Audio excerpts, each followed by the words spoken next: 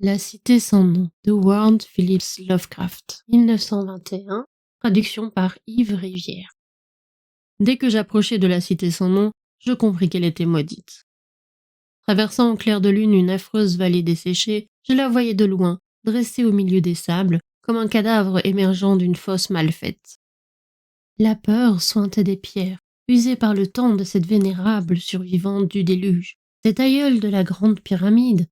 Une aura invisible me repoussait et m'engageait à fuir les antiques et sinistres secrets que nul ne devrait connaître, que nul devant moi n'avait osé pénétrer. Au fin fond du désert d'Arabie gît la cité sans nom, délabrée et défigurée, ses remparts peu élevés, enfouis sous le sable accumulé par les siècles. Telle était-elle sans doute, dès avant la fondation de Memphis, alors que les briques de Babylone n'étaient pas encore cuites. Il n'y a pas de légende assez ancienne pour révéler son nom ou évoquer le temps de sa gloire, mais on en parle autour des feux de camp et sous la tente des Tchèques, et les aïeuls parfois y font allusion. Aussi, toutes les tribus s'en écartent-elles, sans trop savoir pourquoi. C'est d'elle qu'avait rêvé une nuit Abdul al-Azred, le poète fou, avant de composer ces vers énigmatiques. N'est pas mort pour toujours qui dort dans l'éternel, mais d'étranges éons rendent la mort mortelle. J'aurais dû savoir que les Arabes avaient de bonnes raisons pour se détourner de la cité sans nom, la cité connue par d'étranges récits, mais que nul mortel n'avait vue. Pourtant, je l'ai bravée et m'en allai à dos de chameau dans les déserts vierges. Moi seul y suis allé, et c'est pourquoi aucun visage que le mien ne porte les stigmates d'une peur aussi hideuse. C'est pourquoi je suis seul à frémir la nuit, quand le vent ébranle les fenêtres. Lorsque j'arrivai devant la cité sans nom, au clair de lune, elle semblait me regarder, dans le calme de son sommeil éternel, froide dans la chaleur du désert. En lui rendant son regard, j'oubliai le triomphe de ma découverte, arrêtai mon chameau et décidai d'attendre l'aube. Au bout de plusieurs heures, les étoiles disparurent, puis je vis naître, à l'est, une lueur grise, qui bientôt se transforma en lumière rose et or. Soudain, bien que le ciel fût clair et le désert paisible, j'entendis une sorte de gémissement, et au même instant, un tourbillon de sable surgit des pierres antiques de la cité, à travers lequel je vis apparaître à l'horizon le bord embrasé du soleil. Troublé comme je l'étais, je crus entendre, venant des profondeurs lointaines, un son musical et métallique qui saluait le disque flamboyant, comme la statue de même nom sur les bords du Nil. Les oreilles bourdonnantes, l'imagination enfiévrée, je conduisis lentement mon chameau jusqu'à la cité sans nom, trop ancienne pour que l'Égypte et Méroé en aient gardé le souvenir. La cité que j'étais le seul homme vivant à avoir vue. J'errai dans la ville et pénétrai dans les maisons, sans trouver une sculpture ni une inscription évoquant le souvenir des hommes, si c'étaient des hommes, qui, il y a si longtemps, construisirent la cité et l'habitèrent. Son ancienneté même était troublante, et il me tardait de découvrir un signe ou un emblème prouvant que la cité eût été vraiment façonnée par la main des hommes. Certaines dimensions, dans ces ruines, ne me plaisaient guère. J'avais apporté un certain nombre d'outils, et pu me livrer à de nombreuses fouilles dans les murs des édifices à moitié ensevelis. Mais je n'avançai guère et ne découvrais rien de remarquable. Lorsque la lune reparut, un vent glacé se leva, annonciateur de craintes nouvelles, et je n'osai pas demeurer dans les pierres grises, bien que la lune fût brillante et le désert calme. Je fis des rêves horribles, et m'éveillai à l'aube, les oreilles résonnant d'un bruit métallique. Le soleil surgit, tout rouge, au-dessus de la cité sans nom. Je le voyais à travers un tourbillon de sable qui faisait ressortir le calme du désert. Je m'aventurai, une fois de plus, dans la cité mélancolique. Elle gonflait le sable comme le corps d'un ogre, une couverture, et je me remis à creuser vainement à la recherche des vestiges de la race oubliée. Après un bref repos à midi, je passai une partie de la journée à reconstituer le tracé des murs et les contours des édifices aux trois quarts écroulés. La ville, c'était évident, jadis avait été puissante. Je me demandais quelles avaient été les sources de sa grandeur. Je me représentais les splendeurs d'une époque si ancienne que la Chaldée n'en conservait nul souvenir. Je pensais à Sarnath la maudite, qui se dressait dans le pays de Mnar au temps de la jeunesse de l'humanité, et à Hib, aux pierres grises, antérieures même à l'existence de l'homme. Brusquement, je parvins à un endroit où le lit des roches s'élevait verticalement au-dessus des sables pour former une falaise basse. Transporté de joie, j'y vis quelque chose qui semblait annoncer de nouveaux vestiges du peuple antédiluvien. Grossièrement taillées dans le rocher, s'élevaient les façades de plusieurs petites maisons basses, ou de temples, dont l'intérieur gardait peut-être maint secret d'époque trop lointaine pour être déterminé avec précision.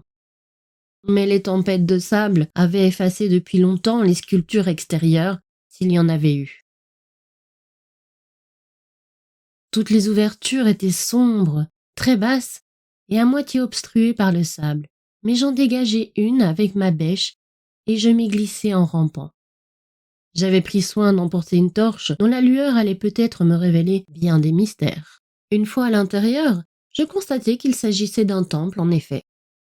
On y voyait les traces du peuple qui y avait honoré ses dieux avant que le désert eût envahi la ville. Il y avait là des autels primitifs, des colonnes, des chapelets, le tout étonnamment bas. On n'y trouvait ni sculpture ni fresque, mais un grand nombre de pierres dont la forme curieuse, évidemment symbolique, avait été obtenue artificiellement. La faible hauteur de ce temple était étrange. Je pouvais à peine m'y tenir à genoux, mais la surface en était si grande que ma torche n'en pouvait éclairer qu'une partie à la fois. Par moments je frissonnais, car les sculptures de certains autels laissaient entrevoir des rites d'une nature inexplicable, révoltante et terrible. Je me demandais quels hommes avaient bien pu construire un tel temple et pour quelle cérémonie. Après avoir vu tout ce qu'il contenait, je ressortis en rampant, avide de voir ce que les autres édifices allaient me révéler. La nuit approchait, mais ce que je venais de découvrir rendait ma curiosité plus forte que ma peur. Je n'avais plus envie de m'enfuir à la vue des ombres qui s'allongeaient au clair de lune, et qui la veille m'avaient si fort inquiété. Je dégageai une seconde ouverture, m'y glissai, une autre torche à la main, et trouvai encore des pierres symboliques, mais rien de plus précis que dans le premier temple. Celui-ci, tout aussi bas mais beaucoup moins vaste, s'achevait en couloir étroit, rempli de chapelles obscures et mystérieuses. J'étais en train d'observer l'une d'elles, quand le silence extérieur fut rompu par le bruit du vent et par un cri que poussait mon chameau. Je sortis pour voir ce qui avait bien pu effrayer l'animal. La lune, brillant d'un vif éclat au-dessus des ruines antiques, éclairait un épais nuage de sable formé, semblait-il, par un souffle de vent assez fort, mais qui allait diminuant. Ce vent provenait d'un point de la falaise, non loin de moi. Je compris que c'était cela qui avait effrayé mon chameau, et j'allais le conduire à l'abri, quand, levant les yeux, je m'aperçus qu'il n'y avait pas de vent au-dessus de la falaise. Cela me surprit et raviva mes craintes, mais, me rappelant immédiatement les brusques rafales que j'avais observées au lever et au coucher du soleil, j'estimai qu'il s'agissait là d'un phénomène tout à fait normal. Sans doute y avait-il une fissure dans le rocher. En examinant le sable en mouvement, je découvris que le souffle venait de l'entrée d'un temple situé très au sud, presque hors de ma vue. Luttant contre le nuage de sable qui m'étouffait, je m'approchai en trébuchant. Il était nettement plus grand que les autres, et la porte qui le fermait était beaucoup moins obstruée par le sable solidifié. Je serais entré si ce vent glacial n'avait failli éteindre ma torche. De violentes rafales, semblant à d'étranges soupirs, surgissaient de la porte sombre, frôlaient le sable et se répandaient dans des ruines sinistres. Puis elles s'affaiblirent, le sable reprit son aspect lisse et le calme revint. Mais on eût dit qu'une présence rôdait parmi les ombres spectrales de la cité. Levant les yeux vers la lune, je la vis trembler comme si elle se fût reflétée dans des eaux agitées. Ma peur, inexprimable, n'était cependant pas assez forte pour me faire oublier ma soif de merveilleux, et lorsque le vent se fut totalement apaisé, je pénétrai dans la salle obscure d'où il était sorti. Ce temple, je m'en doutais déjà après son aspect extérieur, était plus vaste que ceux que j'avais visités auparavant. C'était probablement une caverne naturelle puisqu'elle laissait passer des coups de vent venus des profondeurs. Je pouvais m'y tenir debout, mais les pierres et les autels étaient aussi bas que dans les autres temples. Pour la première fois je vis, Sur les murs et le plafond, de curieuses lignes ondulées presque entièrement effacées, sans aucun doute des vestiges de l'art de cette race disparue. Sur deux des autels, je découvris, plein d'une émotion grandissante, des réseaux compliqués de sculptures aux lignes courbes, bien façonnées. En élevant ma torche, j'eus l'impression que la forme du plafond était trop régulière pour être naturelle, et je me demandais sur quelle base ces sculpteurs préhistoriques avaient commencé à travailler. Leur habileté et leur talent avaient dû être prodigieux. Un éclair de ma torche me révéla enfin ce que je cherchais, l'ouverture qui menait vers ces lointains abîmes d'où le vent était si brusquement sorti. Je fus pris de faiblesse en découvrant qu'il s'agissait d'une petite porte, visiblement artificielle, pratiquée dans l'épaisseur du roc. J'avançai ma torche à l'intérieur et j'aperçus un tunnel sombre dont le plafond s'incurvait pour abriter un escalier abrupt, aux nombreuses petites marches taillées grossièrement et qui descendaient je ne savais où. Je reverrai toujours ces marches en rêve. J'ai fini par apprendre leur signification, mais dans ce moment-là, je ne savais trop s'il fallait les appeler vraiment des marches ou simplement des points d'appui pratiqués le long d'une descente vertigineuse. Mon esprit était assailli d'idées extravagantes. Les paroles et les avertissements des prophètes arabes, venus des villes connues des hommes, semblaient venir à ma rencontre, à travers le désert, jusqu'à la ville que les hommes n'osaient point connaître. Pourtant, je n'eus qu'un bref moment d'hésitation avant de franchir la porte et de commencer à descendre les marches, avec précaution, en posant un pied après l'autre, comme sur une échelle. On ne descend ainsi que dans les hallucinations ou le délire. Cet escalier n'en finissait pas. On se serait cru dans un puits hideux, et la torche que je tenais au-dessus de ma tête ne pouvait éclairer les profondeurs insondables où je m'enfonçais. J'avais perdu la notion du temps, et ne pensais pas à consulter ma montre, mais j'étais saisi d'effroi à la pensée de la distance que je devais parcourir. Il y avait des changements de direction et des différences de niveau. Un moment, je traversais un couloir uni long et étroit où je dus avancer en rampant, les pieds en avant, ma torche tenue au bout du bras au-dessus de ma tête. Puis je trouvai un nouvel escalier, aussi abrupt que le premier, et me remis à descendre interminablement. Tout à coup, ma torche s'éteignit. Je ne crois pas m'en être aperçu tout de suite. Lorsque je m'en rendis compte, je la tenais toujours au-dessus de ma tête, comme si elle éclairait encore. Mon esprit était déréglé par cet instinct qui avait fait de moi un voyageur errant à l'aventure, un homme qui aime hanter les endroits perdus et les lieux interdits. Dans l'obscurité me revinrent brusquement en mémoire mes fragments favoris de la littérature démoniaque. Des phrases d'Alazred, l'arabe fou, des versets tirés des cauchemars apocryphes de Damasius, d'infâmes vers des délirantes images du monde de Gauthier de Metz. Je me redisais d'étranges citations et répétais à voix basse les noms d'Aphrasiab et des démons qui descendirent l'Oxus avec lui. Plus tard, je psalmodiais sans cesse une phrase tirée des récits de Lord Dunsany, la noirceur sans écho ni reflet de l'abîme. Lorsque la descente devint incroyablement raide, je me mis à déclamer ces vers de Thomas More, que finalement je craignais de dire jusqu'au bout. Penché au-dessus de l'insondable abîme, noir chaudron de sorcière, où bouillonnent les herbes, j'entrevis aussi loin que porte le regard les parois de jets sombres, lisses comme du verre enduites de la poix que le royaume des morts jette sur ses rivages visqueux. Le temps avait cessé d'exister lorsque mes pieds retrouvèrent le sol uni. J'étais sous un plafond un peu plus haut que celui de deux petits temples qui se trouvaient si loin maintenant au-dessus de ma tête.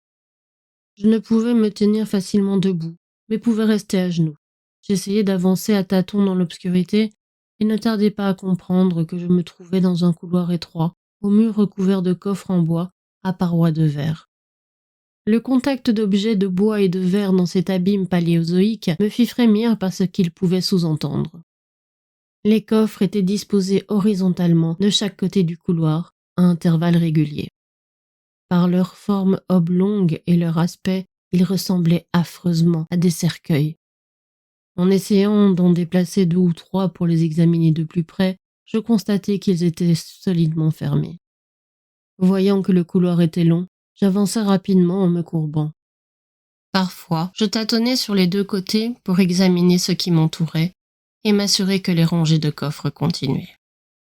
Ceux qui m'auraient vu tituber ainsi auraient été remplis d'horreur. L'homme est si habitué à se représenter visuellement les choses que je me figurais voir cet interminable couloir de bois et de verre au décor monotone. Enfin, dans un moment d'émotion indicible, je le vis pour de bon. À quel moment le réel se substitua à l'imaginaire, je ne saurais le dire avec précision. Mais je vis peu à peu de la lumière en face de moi, et je compris immédiatement qu'une phosphorescence souterraine de source inconnue éclairait les contours indistincts du couloir et des coffres. Pendant un bref instant, tout fut exactement comme je l'avais imaginé, puis la lumière augmenta, et à mesure que je me dirigeais vers l'endroit d'où elle venait, je me rendais compte que la réalité dépassait de beaucoup tout ce que j'avais pu imaginer. Ce n'étaient plus les frustes dessins que j'avais vus là-haut, mais un monument de l'art le plus étrange et le plus magnifique qui soit. Des dessins et des peintures aux couleurs vives, d'une audace fantastique, formaient un ensemble mural d'une richesse impossible à décrire. Les coffres étaient de bois doré, aux parois d'un verre très beau, et contenaient les corps momifiés de créatures dépassant en grotesque les rêves les plus désordonnés de l'homme. Donner une idée de ces monstres serait impossible. On eût dit des reptiles, dont le corps évoquait en partie le phoque, en partie le crocodile, mais le plus souvent rien de ce que connaissait le naturaliste ou le paléontologue. Leur taille était à peu près celle d'un homme pas très grand, et leurs pattes de devant se terminaient par des pieds délicats, semblables à des mains et à des doigts humains. Mais le plus étrange était la forme de leur tête, qui violait tous les principes biologiques connus. Rien ne peut s'y comparer. En un éclair, je pensais au chat, au bulldog, au satyre de la fable et à l'être humain. Jupiter lui-même n'eut jamais ce front immense et protubérant. Et pourtant, les cornes, l'absence de nez et la forme de la mâchoire, qui rappelaient celle du crocodile, empêchaient de placer ces êtres dans une catégorie bien définie. Je m'interrogeais un moment sur la réalité de ces momies, dans le vague soupçon qu'elles n'étaient que des idoles artificielles, mais j'estimais finalement qu'il s'agissait d'espèces paléontologiques contemporaines de la cité sans nom. Pour comble de grotesque, la plupart des momies, revêtues de somptueux tissus, étaient parées de bijoux d'or et de pierres précieuses et d'un métal brillant qui m'était inconnu. Grande avait dû être l'importance de ces créatures rampantes, car elles occupaient la première place parmi les décorations primitives des murs et du plafond. C'est avec une habileté sans égale que l'artiste les avait représentées dans leurs univers particuliers, où les cités et les jardins étaient adaptés à leur taille. Ma seule pensée fut que les tableaux où elles figuraient devaient être allégoriques, illustrant probablement l'histoire de la race qui les adorait. Ces créatures, me disais-je, étaient aux hommes de la cité sans nom ce que la louve fut aux Romains, ou encore jouaient le même rôle que les totems dans les tribus indiennes. Fort de cette interprétation, je pus retracer grossièrement l'histoire de la cité sans nom, immense capitale maritime qui dominait le monde quand l'Afrique n'était pas encore sortie des eaux. J'évoquai sa résistance au moment où la mer se retira et où le désert remplaça les vallées fertiles. Je vis clairement ses guerres et ses triomphes, ses luttes et ses défaites, et le terrible combat final contre le désert lorsque ses habitants, représentés ici par les reptiles, durent par milliers se frayer miraculeusement un chemin à travers le roc pour se réfugier dans le monde souterrain dont leur avait parlé leur prophète. Tout cela a été traité d'une manière étrangement réaliste, et le lien des tableaux avec la terrible descente que je venais d'accomplir ne faisait aucun doute. Même les couloirs étaient reconnaissables. Je me dirigeais, toujours en rampant, vers la lumière. Les fresques dépeignaient maintenant des épisodes plus tardifs de cette épopée. L'adieu définitif des habitants de la cité sans nom à la vallée qu'ils occupaient depuis des millénaires, leur âme ne pouvait se résoudre à quitter l'endroit familier à leur corps depuis si longtemps. L'endroit où, nomades, ils s'étaient établis pendant l'enfance du monde, taillant dans la roche vierge les sanctuaires primitifs qu'ils n'avaient jamais cessé de vénérer. Maintenant, la lumière était meilleure et me permettait d'examiner les peintures de plus près. Me rappelant que les étranges reptiles devaient représenter les hommes inconnus, je me mis à réfléchir aux mœurs de la cité sans nom. Un grand nombre de faits demeuraient obscurs. Cette civilisation qui comprenait un alphabet écrit semblait avoir été plus avancée que celle de Chaldée ou d'Égypte qui était venue plus tard. Pourtant, on trouvait de curieuses lacunes. Par exemple, je ne découvris rien qui évoquât la mort ou les coutumes funéraires, sauf lorsqu'elle se rapportait à des guerres, des désastres ou des épidémies, et je jugeais étonnant cette répugnance à décrire la mort naturelle. On eût dit que l'idée de l'immortalité avait été entretenue comme une illusion réconfortante. Vers l'extrémité du couloir, on rencontrait des scènes confondantes de pittoresque et d'extravagance, des vues contradictoires de la cité sans nom dans son abandon et son délabrement croissant, et d'autres de cet étrange royaume paradisiaque où la race inconnue avait abouti en creusant la pierre. On y voyait toujours la ville et la vallée au clair de lune. Un nuage doré suspendu au-dessus des remparts écroulés révélait en partie la splendide perfection d'autrefois que l'artiste avait rendue de manière stylisée. Les scènes représentant le paradis étaient presque trop étranges pour être croyables. On y voyait un royaume caché où le jour était éternel, rempli de villes glorieuses, de collines et de vallées impalpables. Je crus apercevoir enfin des signes de décadence. Les peintures étaient moins habiles, et leur bizarrerie dépassait celle des premières. Elles semblaient être la preuve d'une longue déchéance de la race disparue, en même temps que d'une férocité croissante à l'égard du monde extérieur d'où le désert l'avait chassé. La silhouette des personnages, toujours représentés par les reptiles sacrés, semblait se détériorer peu à peu, bien qu'on vît leur esprit planer au-dessus des ruines, dans un clair de lune outré. Des prêtres décharnés, sous la forme de reptiles en vêtements de parade, maudissaient l'air libre et ceux qui y vivaient, et l'unique sainte finale, atroce, mettait en scène un homme à l'aspect primitif, peut-être un des premiers habitants de l'antique Irem, la cité des colonnes, mise en pièces par les représentants de la race anéantie. Je me rappelai la crainte qu'inspire aux Arabes la cité sans nom, et je fus soulagé de ne voir ensuite qu'un plafond et des murs gris et nus. Tout en contemplant cette épopée en images, je m'étais approché de la salle au plafond bas. J'aperçus une porte par où pénétrait la lumière phosphorescente. Je m'y dirigeai en rampant et, transporté d'étonnement, je poussai un cri. Ce n'étaient plus des salles diverses et peintes de couleurs vives, mais seulement un vide illimité d'un éclat uniforme tel qu'on pourrait imaginer, vu du sommet du mont Everest, une mer de brume ensoleillée. Derrière moi, un couloir où je ne pouvais me tenir debout, devant moi, un espace infini noyé dans la lumière souterraine.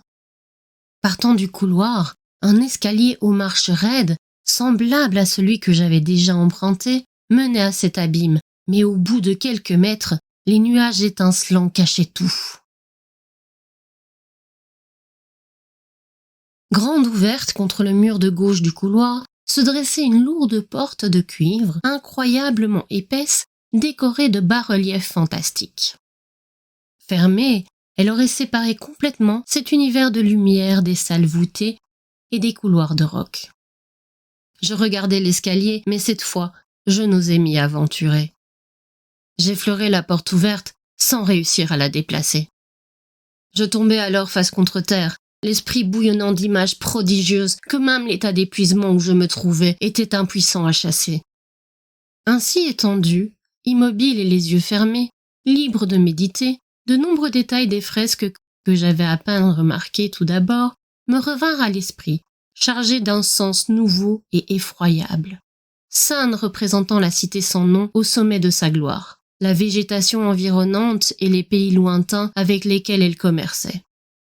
La signification allégorique des reptiles me plongeait dans la plus grande perplexité par son ampleur universelle. Je m'étonnais qu'elle fût si intégralement respectée dans un récit en images d'une telle importance. Dans les fresques, la cité sans nom était toujours proportionnée à la taille des reptiles. Je me demandais ce qu'avaient été en réalité ses proportions et sa grandeur, et me rappelais certains traits bizarres que j'avais remarqués dans les ruines. Je pensais avec curiosité à la faible hauteur des premiers temples et du couloir souterrain, et je conclus qu'il avait dû être taillé ainsi dans un esprit de déférence envers les reptiles dieux qui y étaient honorés. Mais alors les fidèles étaient forcés de ramper. Peut-être les rites mêmes de leur religion faisaient-ils de la reptation un hommage à ces créatures. Nul dogme religieux, par contre, n'expliquait facilement pourquoi les couloirs de cette affreuse descente étaient aussi bas que les temples, voire plus bas, puisqu'on ne pouvait même pas s'y tenir à genoux. À l'idée de ces créatures rampantes, dont les corps momifiés étaient si proches de moi, je sentis de nouveau l'angoisse m'envahir. Les associations d'idées sont parfois curieuses, et je luttais contre l'impression qu'à part le malheureux homme primitif taillé en pièces à la fin de la fresque, j'étais le seul être humain au milieu des reliques et des symboles d'une vie primitive. Mais, comme toujours dans mon étrange existence errante, la curiosité ne tarda pas à l'emporter sur la peur. L'abîme lumineux, et ce qu'il recelait peut-être, présentait un problème digne des plus grands explorateurs. À mes yeux, il était hors de doute que tout le monde de mystère subsistait vers le bas de cet escalier aux marches remarquablement petites. J'espérais y trouver ces souvenirs humains sur lesquels les fresques du corridor étaient muettes. D'après elle, le royaume souterrain était rempli de villes et de vallées incroyables. Mon imagination s'attardait sur la richesse des ruines colossales qui m'attendaient. Mes craintes, à la vérité, concernaient le passé bien plus que l'avenir. La frayeur même éprouvée à cet instant dans le couloir peuplé de reptiles morts, orné de fresques antédiluviennes, à des mâles au-dessous du monde familier, face à cet autre monde de brume et de lumière surnaturelle, ne pouvait égaler l'angoisse mortelle qui s'emparait de moi à la pensée de l'antiquité insondable de ce lieu et de son âme. Une antiquité si reculée qu'elle défiait les calculs semblait me contempler du haut de ces pierres primitives. Dans les fresques, d'extraordinaires cartes représentaient des continents oubliés et comportaient de ci de là des contours vaguement familiers. Qu'avait-il pu se passer aux époques géologiques depuis qu'on avait cessé de peindre et que cette race qui haïssait la mort s'était malgré elle abandonnée au déclin? Nul ne le sait. La vie jadis avait régné sur ces cavernes et sur le lumineux royaume souterrain. Maintenant j'étais seul avec les reliques et tremblais en songeant aux siècles innombrables au long desquels elles avaient monté leur garde muette et solitaire. Brusquement, je fus repris de cette peur intense que j'avais éprouvée de façon interminante depuis que j'avais vu pour la première fois, sous les froids rayons de la lune, la vallée terrible et la cité sans nom. En dépit de mon épuisement, je me redressai d'un bond et regardai derrière moi vers les couloirs et les tunnels qui menaient au monde extérieur. J'éprouvai une sensation analogue à celle qui m'avait fait m'éloigner de la cité sans nom à la nuit tombante, aussi poignante qu'inexplicable. Un peu plus tard, je devais pourtant recevoir un nouveau choc. Un son très net se fit entendre, le premier qui rompit l'épais silence de ces profondeurs de tombeau. C'était un gémissement sourd et prolongé qui paraissait émaner d'une foule lointaine d'esprits damnés et provenir de la direction vers laquelle je regardais. Son volume augmenta rapidement et se répercuta bientôt effroyablement le long du corridor. En même temps, je sentis un courant d'air de plus en plus froid qui semblait venir à la fois du tunnel et de la ville. Ce souffle d'air me rendit mon équilibre en me rappelant les brusques rafales surgies de l'abîme au lever et au coucher du soleil, et qui m'avaient révélé le secret des couloirs. Une nouvelle fois, ma peur disparut, puisqu'un phénomène naturel tend à dissiper les sinistres pensées qu'inspire l'inconnu. Le vent nocturne, criant et gémissant, soufflait avec une force accrue dans cette faille souterraine. Je retombais, j'essayais de m'accrocher au sol, dans ma crainte d'être emporté au-delà de la porte ouverte, dans l'abîme phosphorescent. Je ne m'attendais pas à une telle furie, et comprenant que je glissais vraiment vers l'abîme, je fus repris de 1000 terreurs nouvelles. La malignité de ces rafales faisait naître en moi d'inconcevables chimères. Une fois de plus, je me comparais frissonnant à l'unique représentation humaine du couloir, l'homme primitif mis en pièces par la race sans nom. Dans l'étreinte démoniaque du courant d'air, il semblait y avoir une colère vengeresse, d'autant plus forte qu'elle était impuissante. Je crois bien que je me mis à crier comme un fou. Je l'étais presque. Mais mes cris se perdirent dans le vacarme infernal que faisaient les esprits du vent. J'essayais de revenir à plat ventre, luttant contre le torrent invisible et meurtrier, mais j'avais le plus grand mal à lui résister, poussé comme je l'étais, lentement et inexorablement vers le monde inconnu. Enfin, ma raison dut m'échapper complètement, et je me mis à répéter sans relâche les vers énigmatiques d'Alhazred, l'arabe fou. n'est pas mort pour toujours, qui dort dans l'éternel, mais d'étranges éons rendent la mort mortelle. » Sur les événements qui suivirent, seuls les dieux du désert, sinistres et pensifs, connaissent la vérité. Seuls ils savent quelle lutte et quel tourment j'endurais dans l'obscurité et quel ange de l'abîme guida mon retour en ce monde. Mais un souvenir m'est resté et me restera jusqu'à ce que la mort, ou pire, m'appelle. Ce que j'ai vu était si monstrueux, si démesuré, si contraire à la nature et si éloigné des idées humaines qu'il est impossible d'y croire, sauf aux heures redoutables et secrètes du petit matin où l'on sollicite en vain le sommeil. J'ai dit que la fureur du courant d'air était infernale, vraiment démoniaque, et que ses voix étaient remplies de l'horreur et de la méchanceté cachée des éternités d'années. À ce moment, le bruit des voix, confus encore devant moi, parut à mon esprit meurtri prendre derrière moi une forme articulée. Tout en bas, dans ce tombeau où d'innombrables vestiges gisaient depuis des siècles, à des lieues au-dessous du monde des hommes que l'aurore éclairait en cet instant, j'entendis le grondement et l'affreuse malédiction de démons aux langues étranges. Je me retournai et je vis, se découpant sur l'éther lumineux de l'abîme, invisible dans le couloir obscur, une horde de cauchemars, une foule de démons, à demi transparents, aux faces tordues de haine, grotesquement armés, appartenant à une race sur laquelle aucun doute n'était permis. C'étaient les reptiles de la cité sans nom. Le vent s'apaisa, et je fus plongé dans les ténèbres monstrueuses des entrailles de la terre. Lorsque la dernière de ces créatures fut passée, la lourde porte de cuivre se referma brusquement avec un bruit assourdissant, dont l'écho métallique et musical se répercuta jusqu'au monde lointain pour saluer le soleil levant, telle la statue de même nom sur les bords du Nil. La cité sans nom d'Henry Phillips Lovecraft.